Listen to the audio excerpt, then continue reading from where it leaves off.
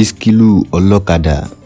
Lẹ́yìn ìgbésẹ̀ tí Iskilu gbé lórí ọ̀rọ̀ iṣẹ́ rẹ̀ tí kò lọ déédé, nípa ìgbésẹ̀ tí ó gbé yìí òun ni wọ́n ṣe fi ọmọbìnrin kan ṣe ìránṣẹ́ ajé fún un. Ọmọbìnrin yìí ni ó máa ń kó owó wá fún Iskilu, eléyìí tí ó sọ ọ́ di gbajúgbajà láàrin àwọn akẹgbẹ́ rẹ̀ tí wọ́n jọ ń ṣe iṣẹ́ ọlọ́kadà. Bó ṣe ń náwó sọ́tún ló tún ń náwó sósì. Ọmọbìnrin tí Iskilu fi ṣe irinṣẹ́ ajé yìí níṣe ló dágbà ilé fún un. Ṣùgbọ́n àwọn ẹbí arábìnrin yìí wọ́n ń gbìyànjú láti wá ọmọ wọn tí ó sọnù. Ó wá ṣẹlẹ̀ lọ́jọ́ kan wípé ìyàwó tí Iskilu fẹ́ sílé gangan ṣe mọ̀ wípé àwọn obìnrin wọn á wọn jowú púpọ̀. Èyí ló mú ọmọbìnrin yìí tọpasẹ̀ ọkọ rẹ̀ lọ nígbà tí ń jáde, tí ó lérò wípé ọ̀dọ̀ obìnrin kan ni ó ń lọ.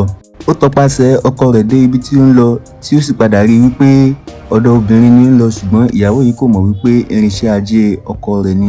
Ẹ gbìyànjú láti wo sinimá yìí kí ẹ lè mọ ohun tí ó ṣẹlẹ̀ láàrin àwọn méjèèjì. Kò ní jù báyìí lọ. Ó dìgbà.